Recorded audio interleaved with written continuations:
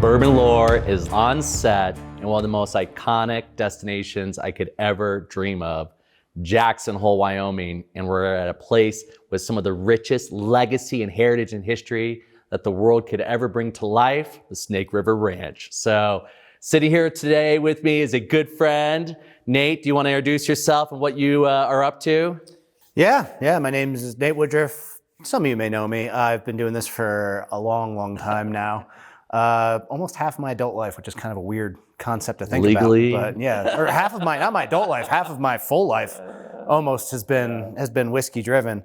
I've known about this project for a long time. I've been a big fan of it, gone on a couple trips. I mean, the last trip here in Wyoming last summer was absolutely incredible. We had our kickoff here in Jackson Hole last summer, and I was like, I'd been watching Nate with Whiskey with a View, and for me, I've grown up in the American West, and I've grown up in the outdoors, and when you hunt, you fish, and you camp, there's a certain level of beauty that only nature is able to truly provide, and there's a certain level of like spiritual magic, I would say.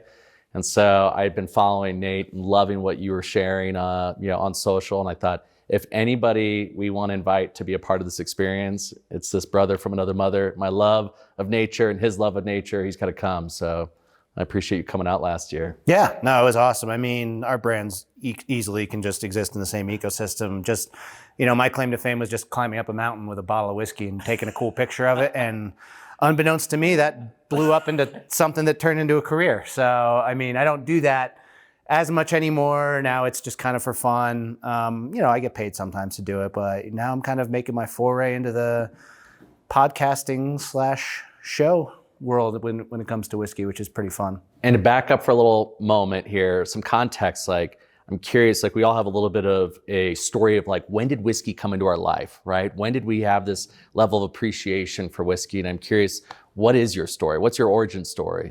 So my origin story actually starts at an Applebee's, believe it or not. You're not gonna hear that very often, but it's the truth. So I was working at a Applebee's. I was not very happy in life. I'd been pursuing in high school. I went to an arts academy for film, so I really wanted to get into film. That was not going to work out for me. I didn't have the network. I didn't have the connections, even though I'd made some pretty good student films in high school. And so I just had no recourse. I didn't have any second plan. So as most people that go into the arts, I started working at a restaurant and bar. As I was bartending, I think I was around 23 years old. I had a manager of mine, Scott Lake, shout out to Scott Lake, who gave me on my birthday, a bottle of Maker's Mark and a rocks glass and said, happy birthday, Nate. And I'm like, Scott, I don't drink whiskey, because I had, as a 17-year-old, right. over-imbibed in Beam or Jack or something and hugging the porcelain throne the rest of the night. And I just never touched it since, or since that point. And so he gave it to me and said, he's like, this isn't whiskey, Nate, this is bourbon. And you're going to drink one glass of this on the rocks a night, and within a week, you'll be hooked. And I trusted Scott. He was like that one manager that I respected where if he yelled at me, I felt that and I was upset. Most of the time I could just shrug it off, but I really respected Scott and still do. And so sure enough, I did what he said. And by day 5, I was like, this is awesome. I feel, it's not Captain and Ginger shots of Jaeger, I feel a little more manly, I could grow a beard now maybe. Which you've done quite well. Yeah, that was probably the impetus for that. Ever since Maker's Mark. And that kind of was the first rekindling of a spark of passion that I had, previously had for film, got switched over to whiskey, and I just went all in. And did you find, I'm curious, because on that creativity side with film, I think part of what we all love about whiskey, and in particular some of the distilleries and some of the expressions, is that art and the science. And I'm just curious, how that played over for you. Did you start kind of diving into some of the flavor profile, learning about it? What was it that went beyond just a sip? I had absolutely zero idea where it was going to lead. All I knew is I was fascinated by the flavor compounds. Yeah. I apparently just had a palate for it and a nose especially for it. And I was like, okay, I want to know the variants. I want to know what sets this, at the beginning, what sets this label apart from this label? What's inside of the bottle? What sets that apart? What makes that flavor tastes the way that it does. And then you get into, you know, the nitty gritty, from the grains to the fermentation time, to the entry proof, to the climate, to the region. I mean, it's just the possibilities and combinations are endless, which I find absolutely fascinating. And so I delved hardcore. Like, I was working at another bar then, which I helped build a whiskey program, not in Applebee's. I was at a Fridays then. No, I'm kidding. Yeah, I was at a much nicer establishment. Chili's. Yeah, you know.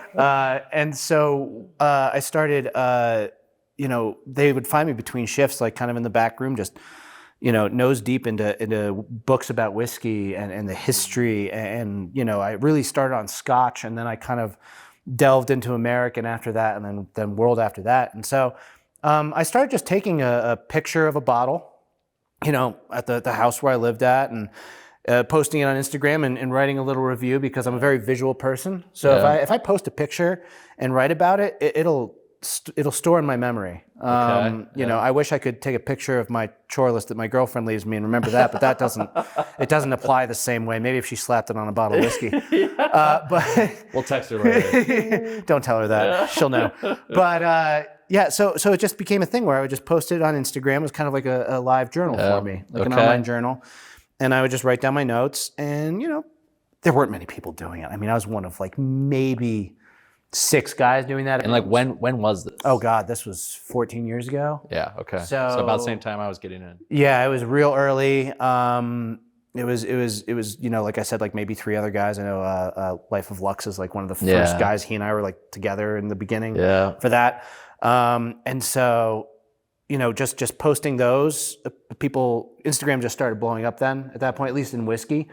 Yeah. I just started getting a lot of followers that liked my reviews. And I was like, oh, okay, that's cool. And then I had brands be like, hey, do you want to try our bottle and post review? I'm like, holy shit, this is crazy. Yeah.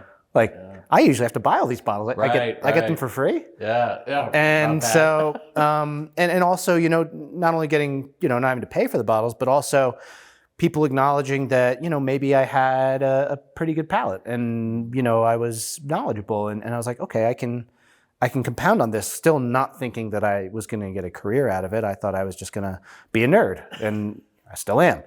And so I just continued to do that until one fateful day, I decided to bring a bottle of whiskey with me on a hike. That was my other passion, was the outdoors.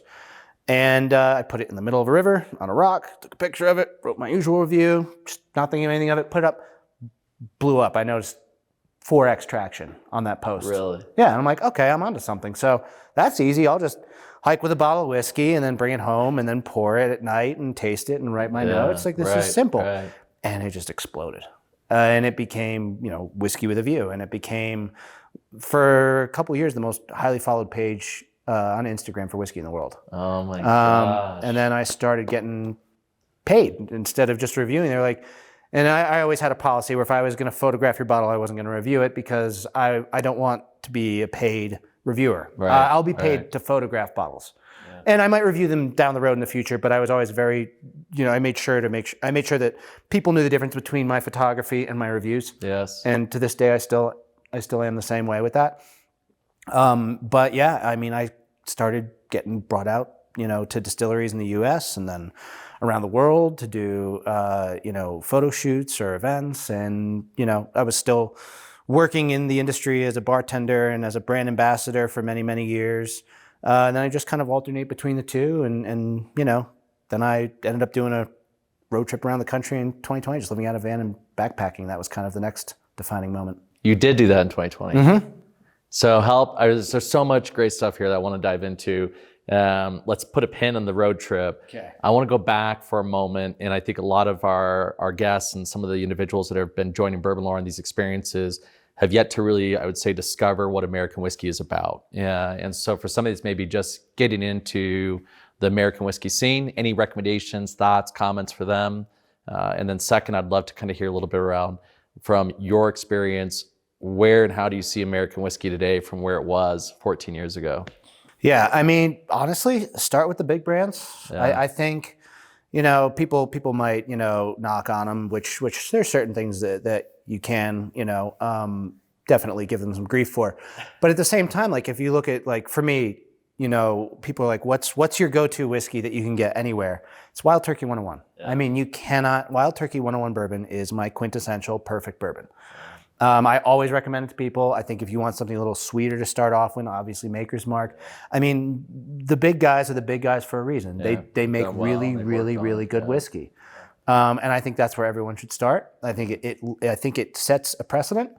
And then once you start discovering newer distilleries and something more interesting and experimental, you appreciate it all that much more because you're going off the beaten path. So I always encourage people to start with the basics. Start with the guys that know what they're doing, and then kind of stretch your palate out from there. Because if you go into the wacky stuff that you and I may gravitate towards, you might get real turned off because you're like, what are we doing here? Like, this is getting a little funky to start. Like, I'll sip whiskeys where other people, like your standard consumers, like, I don't get what you like. I'm like, I like it because it's different. It's different. Yeah. And I don't mind saying that. I don't mind saying that this is more for me. This isn't for your average everyday consumer. Yeah, well said. And when you think about, I mean, for some of us, myself included, 14 years ago, the whiskey scene was a lot different. Mm-hmm. And I'm kind of curious from your standpoint today, what's changed for the better? Like, what does the whiskey world look like today versus when you and I were first getting started 14 years ago? I mean, that one's pretty easy for me.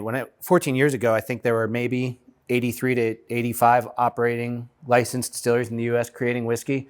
We're over 3,000 now. Right. I mean, I think there's going to be a bit of a down curve now. We've kind of expanded a little too far. But at the same time, I mean, the innovation is key. Opening up categories. I mean, rye whiskey was barely a thing then, and now it's blown up. It was basically all bourbon. The American single malt category, which I'm a massive proponent of.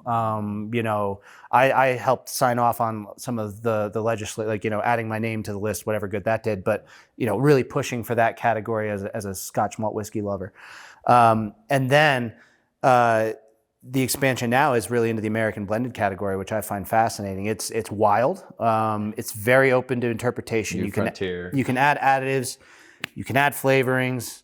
It's a big problem, but it's still something that is, I think, and I know you guys did it with Bardstown. Yeah. When you're combining wheat and bourbon and rye and even single malt in there, you can create something super unique. So for me, finding those new, interesting flavor profiles where the sky is really the limit. I mean, it went from just throwing whiskey in a barrel and everybody doing the same entry proof, everyone storing in the same type of barrels for the same amount of time, to now there's just such an incredible amount of variance just in the main categories that we're just going to see the American whiskey, market in general just explode. Yeah, agreed. Yeah, I know it's fascinating, I think, to see where we were over the last 10, 15 years to where we are today. And in many respects, I feel like we're just getting started, which is awesome. And there's some long-standing players like Wild Turkey and Heaven Hill. And then there's some new individuals coming out that are really, I think, doing something extraordinary, like Bardstown Bourbon Company. So, oh, absolutely. I want to go back to 2020. Sure. What was happening in Nate's world where you felt, I'm going to go out and explore maybe the national parks and take this wilderness adventure? So I don't do well being stagnant. If I feel like I have reached a straight line and I'm not progressing in any way, I tend to do something a little foolhardy and drastic.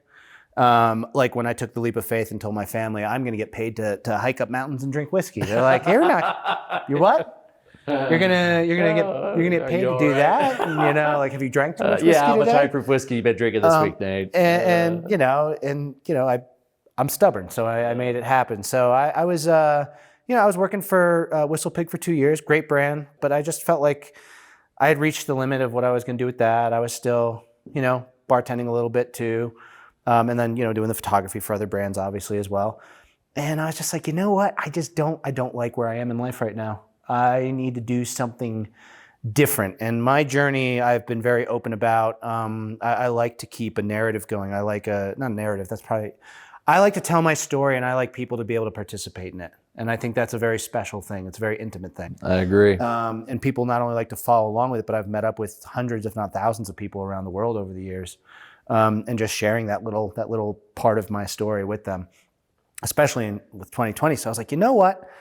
I'm going to do something stupid. I'm going to sell all of my things. I'm going to quit my jobs. I'm I'm going to take my dog. I'm going to get rid of my lease, my rental. I'm going to buy a van, and I'm just going to road trip around the country, visit distilleries, hike up mountains, and live out of a van for a year, and then figure out what I want to do after that. No end game, no real plan. I'm just going to send it, and we're going to see what happens. Yep.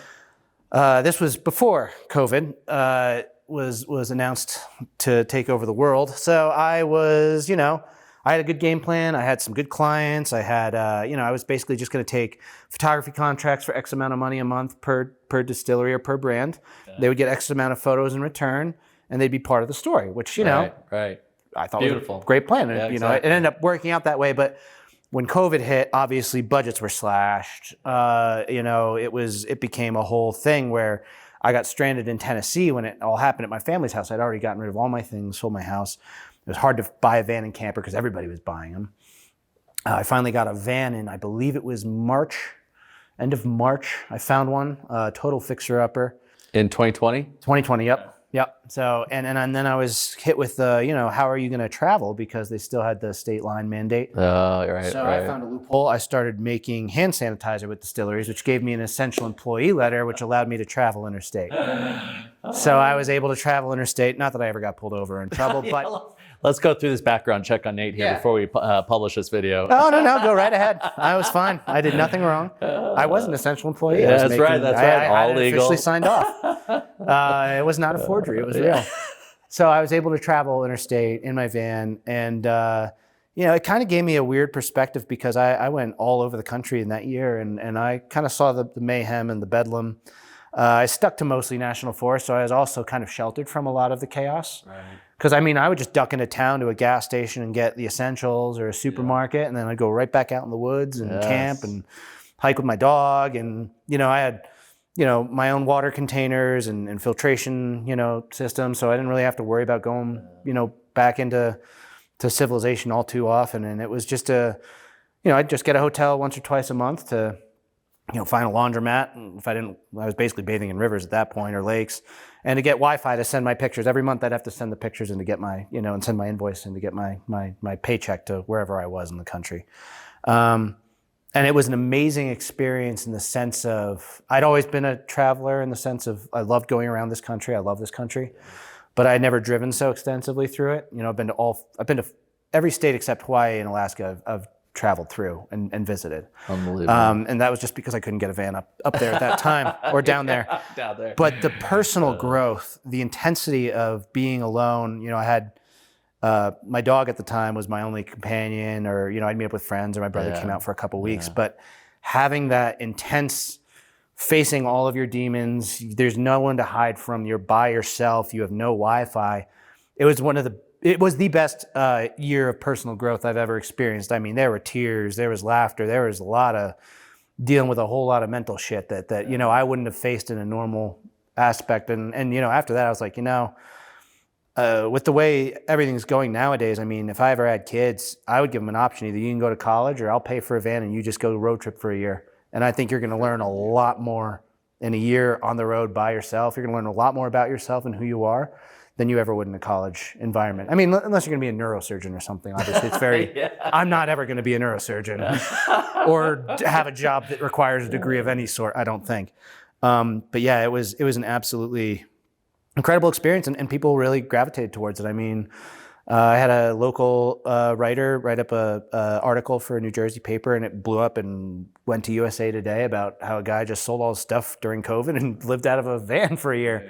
And people really kind of gravitated towards that and got inspired by that. Beautiful. Which is probably my proudest achievement, is the fact that I've had people reach out and be like, I took a leap of faith. I took a risk for myself. Instead of going along with what society and culture told me to do, I did what I felt I needed to do for me, and it was edifying, and it helped me grow as a human, and now I'm better for it. And I think that, I hope that more people do that. Nate, man, that was beautiful. Absolutely well said. I'm very grateful you just shared that, because I know for myself and a lot of us listening right now, it's going to touch hundreds of people, if not thousands of people, and inspire them in a way that you probably have no idea. So thank you.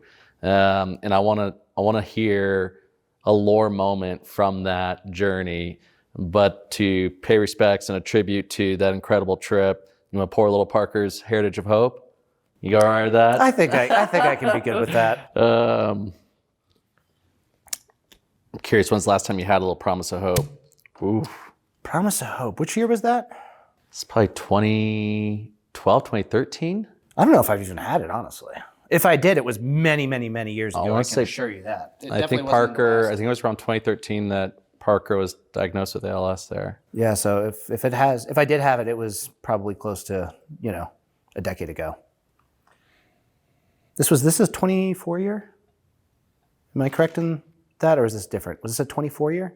No, this was not a 24 year. This was, and actually I think this was done just under 100 proof. Parker kind of had a thing with, I want to say he selected, these were all 10-year barrels, I believe he selected. Okay. And I want to say he selected 100 10-year barrels from rick houses at Heaven Hill at the time that, like 80 years of age, right? So the older rick houses around there, I want to say he selected 100 barrels and roughly all 10-year to create this essentially 96 proof, which was what Parker kind of, I would say, was his proof of choice, right? As some of them all have. And it was actually my first Parker's Heritage Collection pour. So I'm grateful to have you in my life. I'm grateful for you to share what you have here so far. And I know that for all of us listening, we appreciate all the beautiful things that you do for the whiskey community and for friends like us. So cheers to you and cheers to Parker. I mean, off the nose, this is the nerd part. This just noses like a late teen Heaven Hill product. I would, if you gave this to me blind, I would guess, 17 to 18 years minimum. It's got that sweet oak. 100%.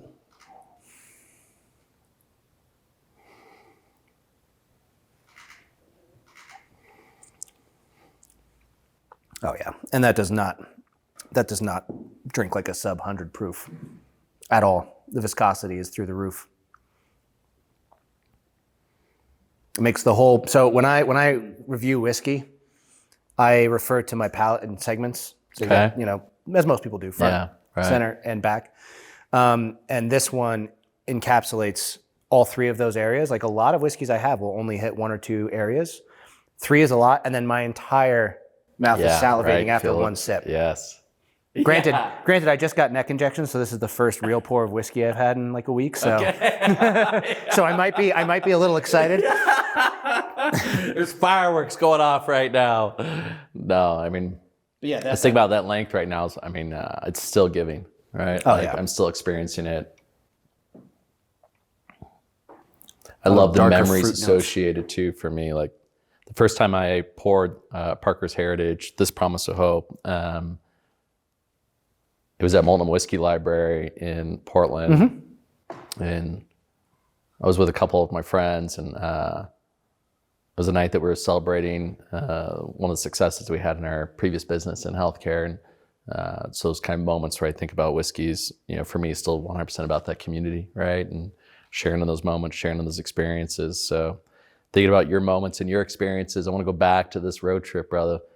What's like, if you could share one moment that was a really defining, powerful moment for you on the road for that year that you look back at and go, I knew I was forever going to be changed in this way. What was that moment? My dog. Your dog. Who I lost about a year ago. If I didn't have her, I wouldn't be where I am today. I got 7 really amazing years with her. And if I didn't have her on that trip, I wouldn't have been able to make it. I mean, I talked to that dog more than I talk to most humans. And she defined that trip in such a way. She was kind of like my North Star. Like she was the one that pulled me out of a bad place where I was in when I rescued her. And I don't think I would have made it 3 months without that dog. Really? Yeah. She's been my most defining moment other than making the career choice of going to whiskey. My dog was the best thing that ever happened to me. What was her name? Sky. Sky. Yeah. What was she like? She was a manipulative bitch. And I mean that in the best way possible. Anyone that ever met her, that dog played chess, not checkers. And she could get anyone to do whatever she wanted. She just had this weird And it's not just because she was my dog and my first dog. She just had a very affecting personality where everyone that met her knew that she was special. And, losing her to cancer within a 2-day period last year was the worst pain I've ever felt in my life. But at the same time, she helped my growth as a human exponentially. She was the first thing that I had to care about other than myself when I rescued her, and going on that road trip with her was the best thing for both of us. I don't regret a single thing about it. And even though there were so many beautiful moments in that road trip, every single one of them that I had was with her. So I would say she was my defining moment or moment maker. That's incredible. Cheers to Sky. Yeah. I'm sure she's up there as we speak. Oh, she is. Vindictive as always. And she loved whiskey. She would go to distillers with me and sit at the bar, and I'm sure Pete will come after me, but screw him. I would dip my finger in the whiskey and let her try it. So there was a lick system. Anything above 4 licks was considered really good. It was good, yeah. Oh, she loved whiskey. Oh man, if I spilled some, I had to clean it up immediately, or she'd drink the whole thing. Oh God, I love it. Thinking about that road trip with Sky, we're sitting here right now in one of the places that I feel is probably one of the most magical places that we have on the West Coast, and that's the Teton Valley here at the base of the Grand Tetons. And very similar to yourself, my family and I made the choice in January 21 to take a moment and reset as the world was complicated, and our business had been acquired and our earnout was ending, and I was turning 40 that year. And so Ashley and I made the choice. She's been with me since college. Like, let's just hit reset and essentially liquidate all material assets. But we agreed to, we'll definitely keep the love bugs, our 4 amazing children, keep the bourbon, keep some of the antiques that we have in our family. And otherwise, we got rid of everything else, got rid of the house. And we got into her rig and my rig and just drove. And we ended up doing it for a year and a half in 23 different national parks and different monuments up and down the West Coast. But we're sitting here today in a barn that's 100 years old on the Snake River Ranch, which is a extraordinary property. It sits here at the base of the Grand Tetons, right outside of Jackson Hole. One family, as we were hearing from Derek, one of the ranch managers, a family sent their son out here from Connecticut for essentially a summer kind of retreat and day camp, and essentially the son fell in love with the place, came back home and shared it with his mom and dad, and ultimately his mom and dad in Connecticut purchased this in the early 1900s, and it's been in the same family now since. And so I think part of what I love about what we are aspiring to do as Bourbon Lore is to create these moments, right? Create these lore moments that share a level of adventure, that give you an opportunity to write a new chapter in your own life that maybe wouldn't traditionally occur in your day-to-day. And how can we use this incredible spirit and the history associated with American whiskey as a catalyst in being able to curate that experience in that moment. So if you wouldn't mind, share with the audience right now just a little bit about what are you feeling as you sit here and we look out this. We got one of the barn doors open here that they would drop the hay out of, staring at the Grand Tetons on the Snake River Ranch. What are you feeling, man? I'm very fortunate to live close to here. I live, an hour and 15 minutes south of here in a kind of a more wild region of Wyoming. And the rugged beauty of the American West is something that captured my imagination before I ever visited it. I was always very outdoors inclined, and I've always loved history. And so moving out here was one of the easiest decisions I ever made, especially after road tripping extensively. There's such a beauty to it that's just, it's impossible to really capture with either words or, film or photography. You really have to experience it in person. And the multitude of people I've brought out, just like the first view of the Tetons, which is the most stunning mountain range in the United States, if not all of North America. I mean, Banff is the only thing I can think of that's come close to that for me. Yeah. I haven't explored South America enough. I've heard Patagonia and Chile is very similar. But that stark, just shooting up out of the ground, 6,000 feet of granite is just one of the most, your heart catches in your chest a little bit. And it's something that, even though I've driven past them probably hundreds of times at this point, it's still I still get that little twinge in my body where I go, man, there's just something so raw and incredible about that. And so, yeah, I mean, being out here, being able to experience, there's so much, national parks, I think, are underutilized by American citizens. There are far too many people I know, like, I've never been to a national park. I'm like, you don't understand what you're missing out. Or even national forests. I mean, those offer such incredible opportunities, public land in general. I mean, we had this whole kerfuffle with the government trying to sell off millions of acres, which that got shut down real quick, which was actually an incredibly beautiful moment for me as a human, because I finally saw people that were at each other's throats a week before on both sides of the political spectrum come together and say, no, screw you. And I was like, okay, there's hope. Because I've been on a downward spiral of like, this country's screwed. And I love this country and I want it to succeed. But that gave me hope, because the amazing thought that our forefathers had to establish national parks and national forests and be like, this is for the people to appreciate. It's underutilized, it's underappreciated. Thankfully, I think really nowadays, and I'm sure you know this as well, it's really, people have really started to connect with nature more. And I think COVID was a big moment of that, of people just getting out more, being forced to explore, getting out of their concrete jungles and seeing what else this country has to offer. And it's something that I'm a huge proponent of. Something that I'm trying to push with my work is to get people to go, get outside of your comfort zone, do something a little different. Instead of spending $150 on a nice dinner, spend $150 on gas and go camp out of your car for a weekend. Because you're going to forget about that meal, but you're going to remember the Milky Way above your head. 100%, 100%. We talk about that same thing as a family, and I share with our kids that, to me, life is about a series of defining moments, and those defining moments curate a level of memory and experience that hopefully is a feeling as much as anything else. And that feeling is something that I seek in being able to share. Like, I'll never forget this moment, right? Sitting here in this epic venue, staring at the Grand Tetons and a 100-year-old barn. You think about, all the history and all the memories and the experiences that happened here with families and dancing and, just enjoying and living life to the fullest. And we get to be here today, sipping on, some of Heaven Hill's finest and sharing in that, camaraderie as friendship, and, two friends that have a mutual appreciation for America's spirit. We think about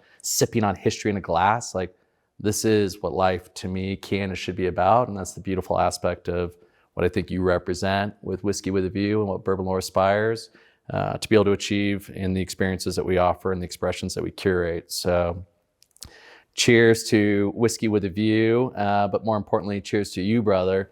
Cheers, my friend.